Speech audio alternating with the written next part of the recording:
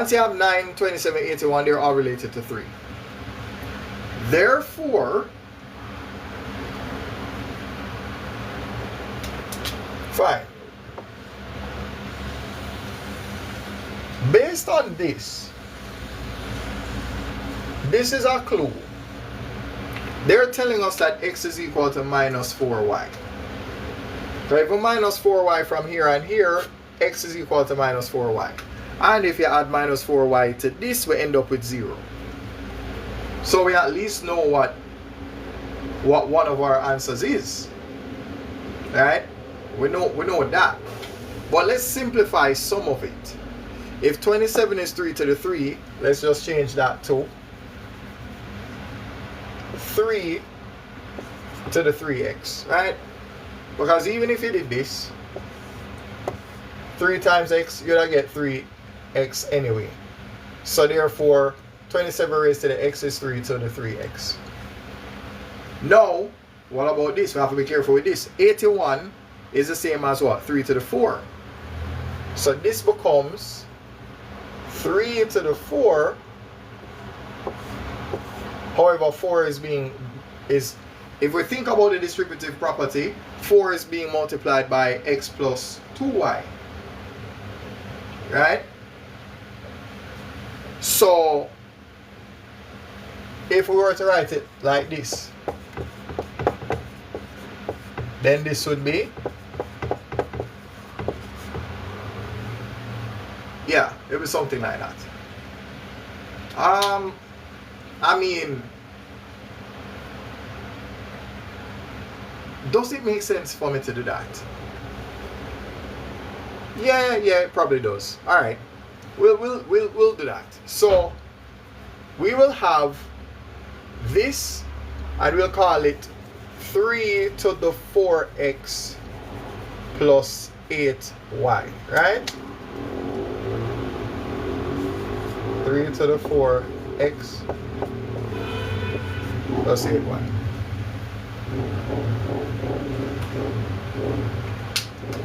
So you have this and you have this.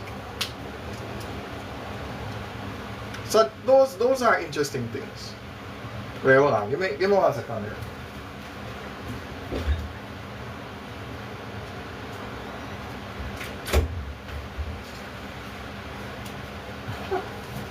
All right. Right. No, what am I going to do with the 9? The 9 is 3 to the 2. This is, all right. No, this is just madness. I'm not even going to know with the 9 just yet. Right?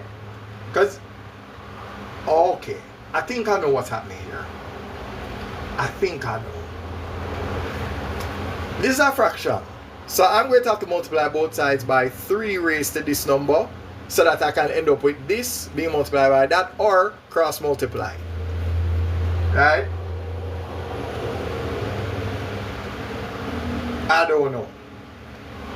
Yeah? So let's just say that this is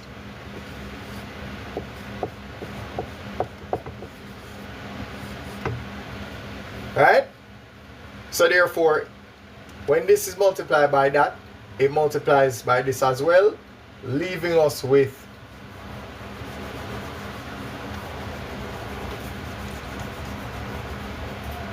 3 to the 3x is equal to all of that.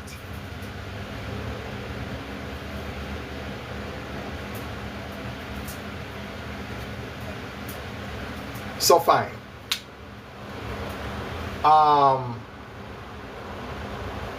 And then of course this is 3 to the 2.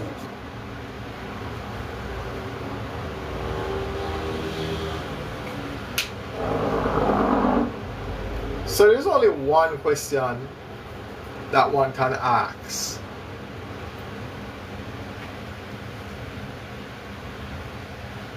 Why did we have this?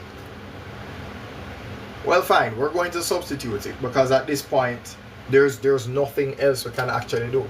So if we minus 4y from both sides, right? So minus 4y minus 4y, it's safe to say that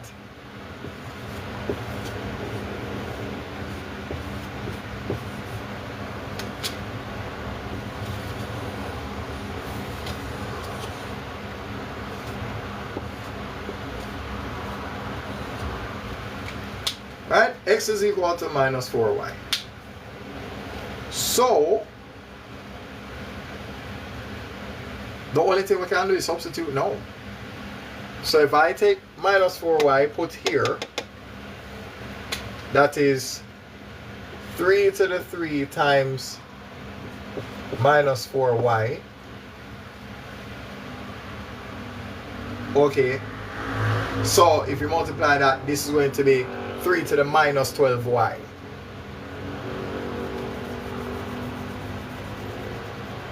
So this is 3 to the minus 12y.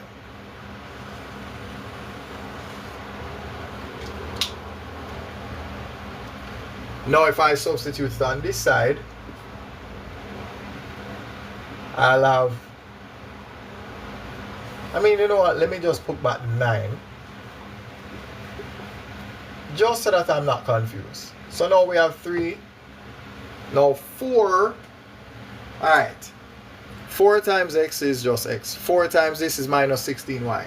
So we will have minus 16y plus 8y. And the good thing with that is that 8 minus 16 is 8. So it's going to be a minus 8y.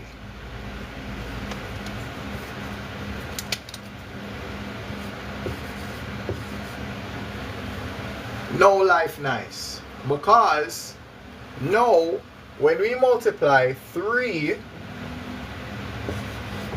to the 2 by 3 raised to the minus 8y, when we group it together, it becomes 3 raised to the 2 minus 8y. And this is according to the indices rules, right? So for example, if you have 3 to the 2 times 3 to the, let's say, y, it becomes 3 to the 2 plus y. Now, similarly, if you had 3 to the 3 times 3 to the minus 4y, it would become 3 to the 3 minus 4y. And in simpler terms, it could have been this, resulting in 3 to the 3 minus 4, right? So if we follow those rules, then we're okay, right? So let's see what happened now. This is going to become 3 to the 2 minus 8y.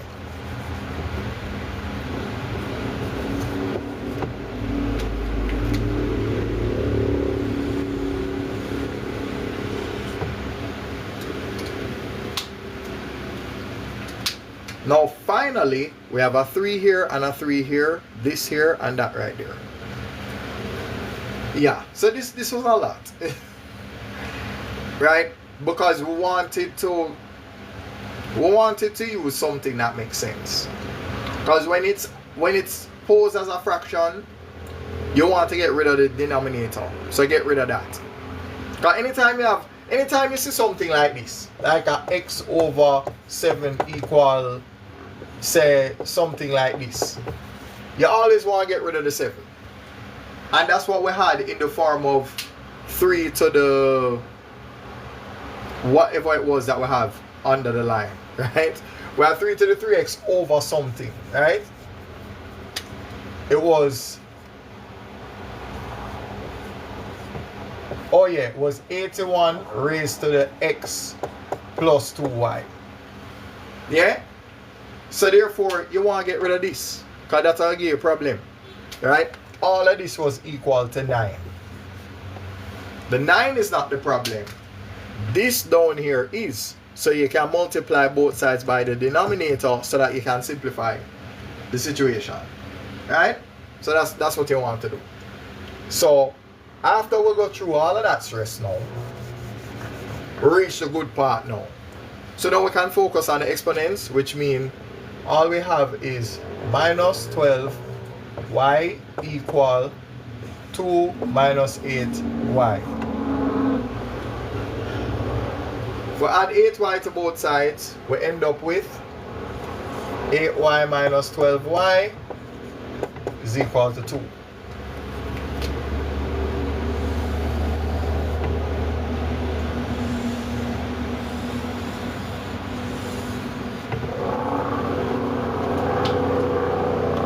Finally, we'll have minus 4y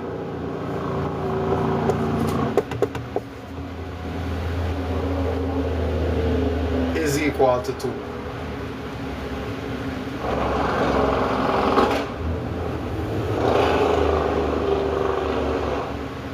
So now we are going to divide both sides by minus 4. Y is going to be equal to minus half.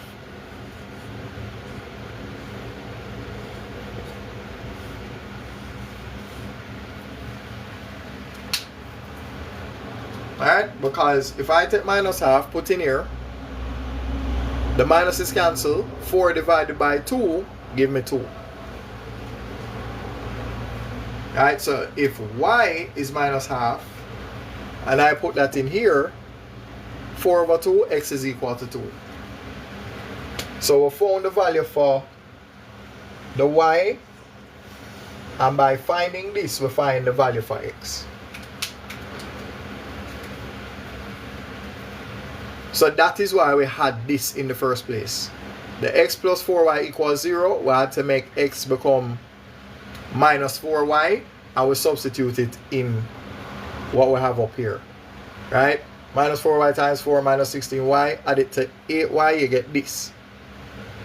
Then you combine this with that. And then of course, you make this here equal to that. Because the whole point of when you deal with indices, exponent is equal to exponent, and then you just work with that. But yeah, if we understand the basics of indices and the rules, I mean there's what? There are 6 main rules.